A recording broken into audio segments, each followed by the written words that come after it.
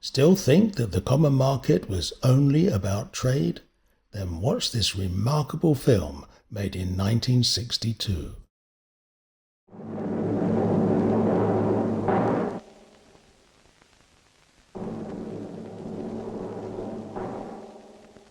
I wish to speak to you today about the tragedy of Europe. This noble continent, comprising the fairest and the most cultivated regions of the earth, enjoying a temperate and equable climate, is the home of all the great parent races of the Western world. It is the fountain of Christian faith and Christian ethics. It is the origin of most of the culture, the arts, philosophy, and science, both of ancient and modern times. If Europe were once united in the sharing of its common inheritance, there would be no limit to the happiness, to the prosperity and the glory which its 300 or 400 million people would enjoy.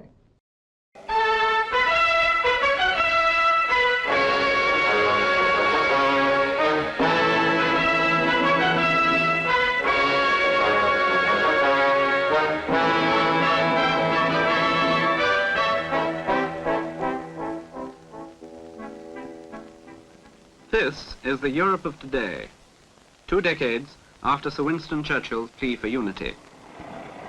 A Europe reborn, rebuilt, humming with life, prosperous, peaceful.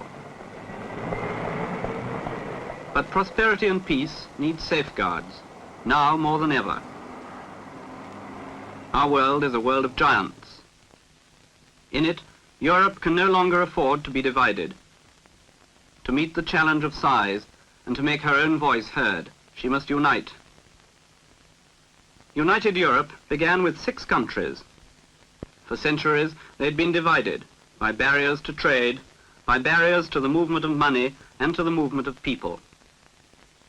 Like all great ideas, the plan was simple. Abolish the barriers, for today they no longer make sense. A start was made with coal and steel. In Luxembourg, the European Coal and Steel Community established its high authority, an executive body to pool in one unit the coal and steel of 6 nations. Now, for coal and steel, the barriers have been abolished.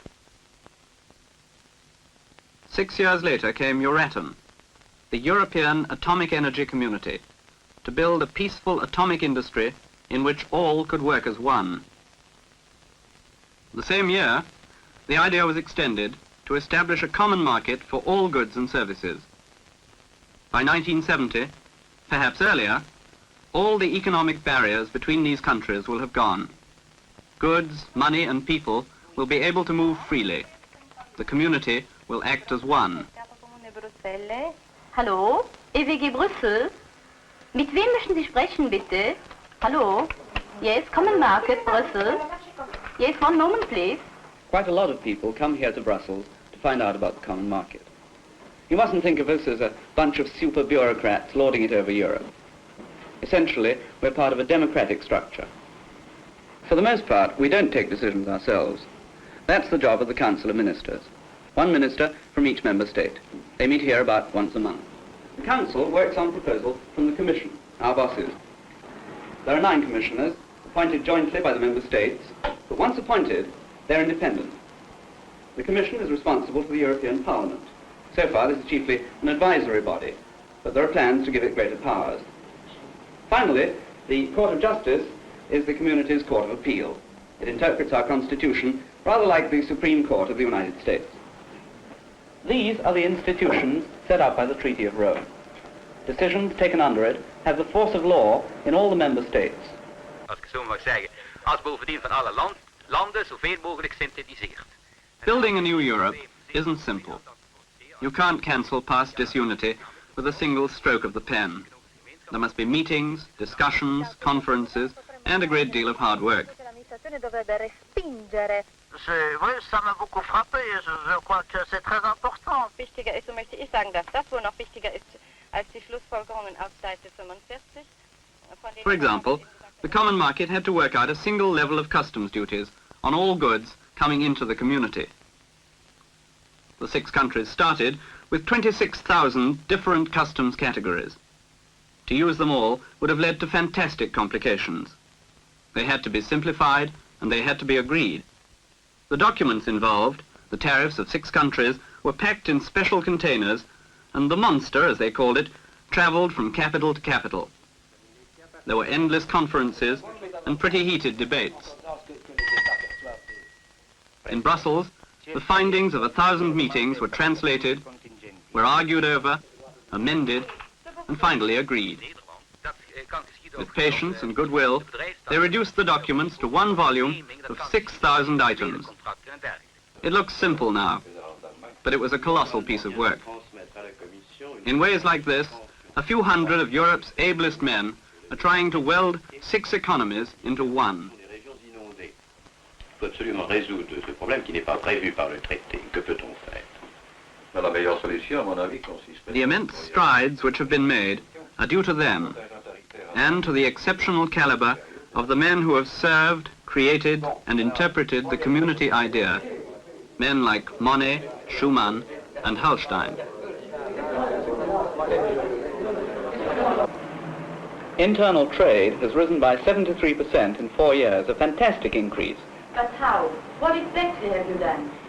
I'll give you an example from the coal and steel community, which has been running now for 10 years.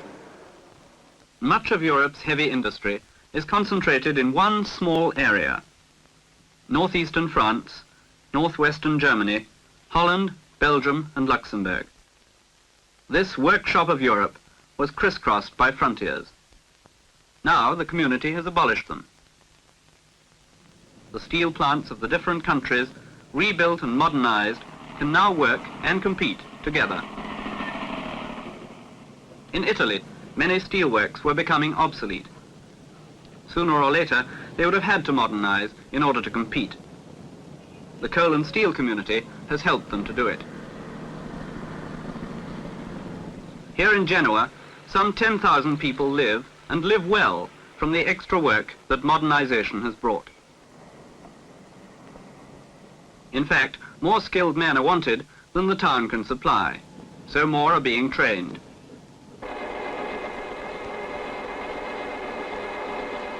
Flats have been built to house them. 12,000 more will go up in the next few years. In Genoa, the community has brought more jobs and a bright future.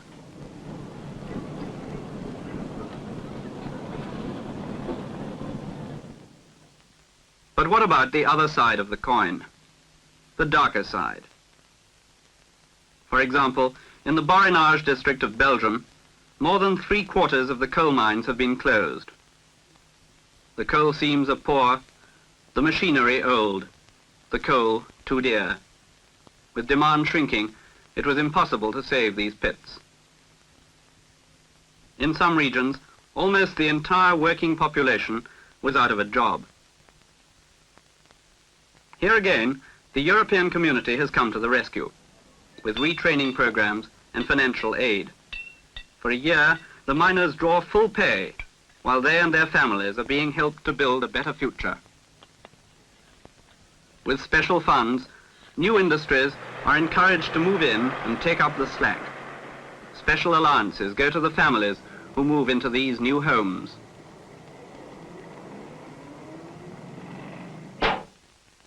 This was once fertile land.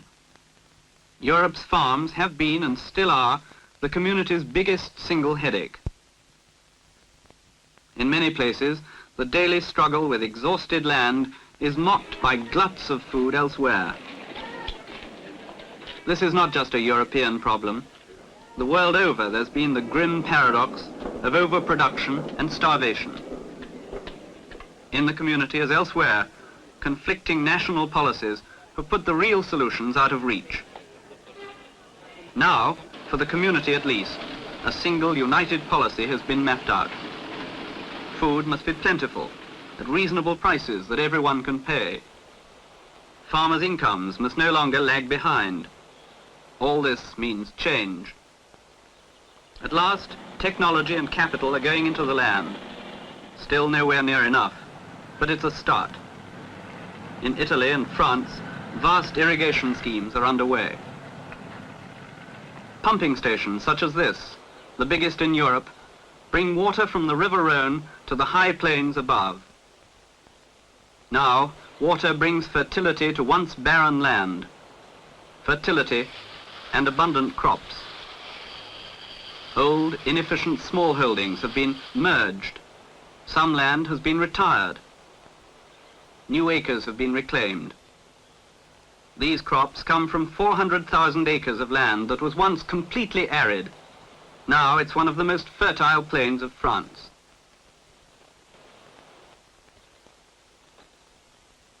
The same in Italy. The same in Holland. Like all other goods within the community, farm produce will soon move freely from country to country, free of national barriers, free of delay. For the world, the community is one of the biggest markets for farm produce. It intends to maintain these vast established links of trade, to help the world's producers as it puts its own house in order. Change is coming to the countryside. No one ever claimed that it could all be done at once. But out of depression, new hope is being born. Take Italy. This southern village is picturesque, but desperately poor. Now, new industries are being brought here to provide work locally. Things are beginning to look up. It still isn't enough. But in the north of Italy, and in other community countries, there's a shortage of manpower, particularly skilled men. Here in the south, the new jobs are advertised. If jobs are vacant, men can cross the frontiers to take them. In 1962, German factories had jobs for 10,000 extra men. Holland had jobs for 1,000. More still will be needed as industry expands. Unskilled men are trained for new tasks. When qualified, they get the same pay and protection as everyone else. They have an equal right to flats and houses, just like the people at whose side they work. They keep full pension rights and full insurance benefits.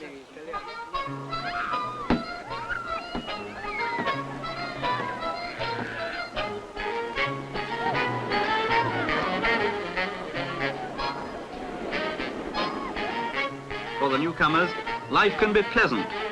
A solid job, a decent flat, money in the bank, and time to relax. Buonasera signorina, parla italiano? No? Sei After 5 years in the new country, the newcomer has the right to leave his job, to work in any trade he chooses, or to set up on his own. For he is a full citizen, not just of his own country, but of the community as a whole. Of course, many people save their money and finally go back home. For even now, industry is moving into their own regions. Already, wages in the community are leveling upwards. But the principle has been accepted. The right to work anywhere within the community, wherever jobs are waiting. It all takes time and thought. Here in Brussels, old problems are solved and new challenges are taken up. This is the threshold of the atomic age.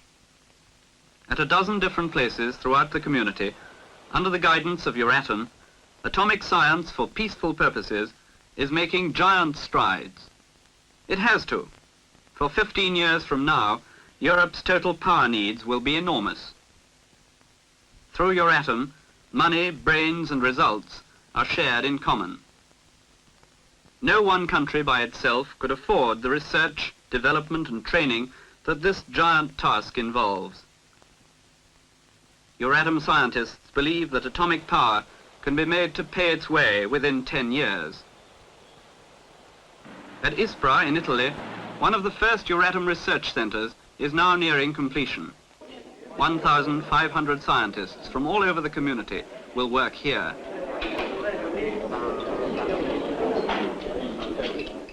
Investigation ranges from almost pure mathematics to methods of decontaminating radioactive material.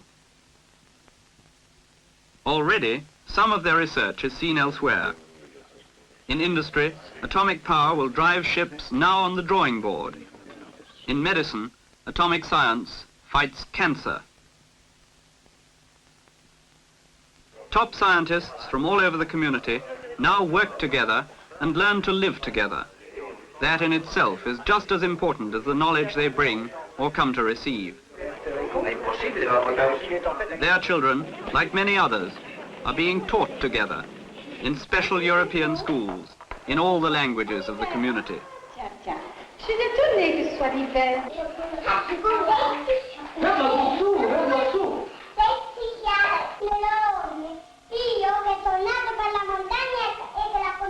Here among the children, the European idea is taking root, establishing a pattern for the future.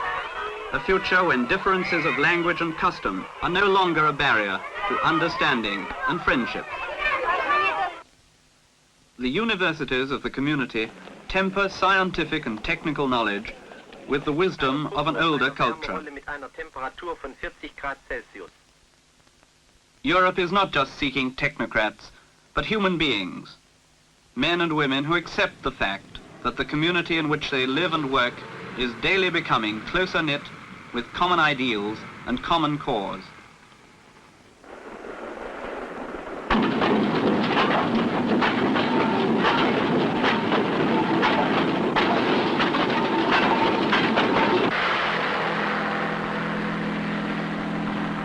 The European community is fast becoming a full reality. The results are there for all to see. We know that big problems remain: booms and slumps, poverty and disease, political tensions, ignorance and fear. All these are challenges on a world scale. But here in Europe, something new is emerging. The community exists and it works. Other countries may join it. Now it can take its place among its friends and allies in a partnership of equals. Already, it represents a new form of international life, hopeful but practical. A new method that may someday lead towards a peaceful and a united world.